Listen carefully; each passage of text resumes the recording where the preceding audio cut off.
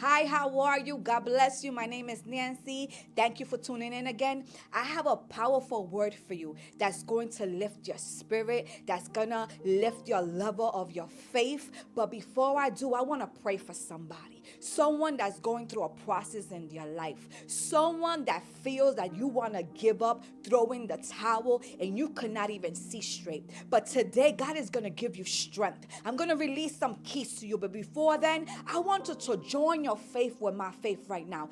Father, I pray for your precious people tonight. Lord, I pray and I declare your strength upon them, God. Lord, that even though they feel that in this process they want to give in, they want to throw in the towel, Father, as they trust you in this process today, God, Lord, that you will stretch your hand out and touch them, Father. Lord, that you will put your hand on their hand, Father, and you will lift them up and grab them, Father, and walk with them through this process. Father, I thank you for your strength that's being released to your precious people right now, God.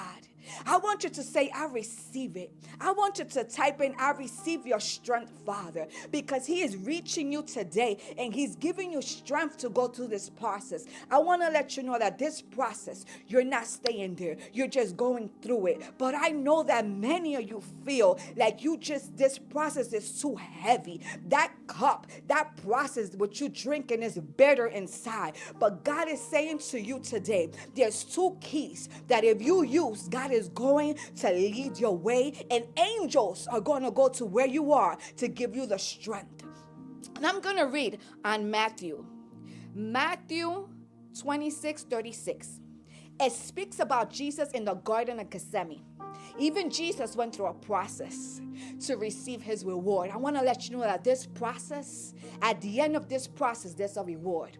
And the word of God said that Jesus was in a Garden of Gethsemane. Let me tell you what Gethsemane means. The Garden of Gethsemane was a place, a pressing place, where olives were pressed. Olives were pressed. Do you feel like that? Like you in a pressing place. Like you feel like you're being pressed from every side. But today, God is going to teach you and show you and give you the strength to go through this process. Let me tell you what happened when Jesus was speaking to his Father in Matthew.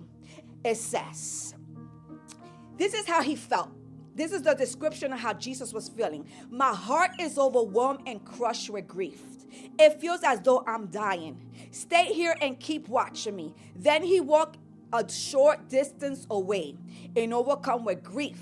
He threw himself face down on the ground and prayed, my Father, is there any way you could deliver me from this suffering? And in another translation, is any way that you could take this cup? Please take it from me. Yet what I want is not important, for I only desire to fulfill your plan. And in another translation, it says, let your will be done, not mine. Is that you? Jesus felt grief. He felt pain. He felt like he was dying. He was not only getting pressed, but he had to go through the process. He had to press himself through the journey that he was going. And he was asking his Father, is there any way that you could take this suffering, that you could take this cup? Because, oh God, it wasn't the cup. It was what's inside the cup. It was that bitter taste that he was tasting. That thing that tastes, oh my God, like he could not no more. Is this you today? Let me tell you what happened. There was two keys that Jesus used. Oh God. What happened? The first key was submission. He said, Father, let your will be done, not mine. That's the first key when you're going through a process. Submit yourself. When you submit, that means that you surrender your will. It's no longer your will, but God's will. When you're going through the process, you cannot go in on your own. You have to give it to God. And Jesus said, let your will be done. That was the first key.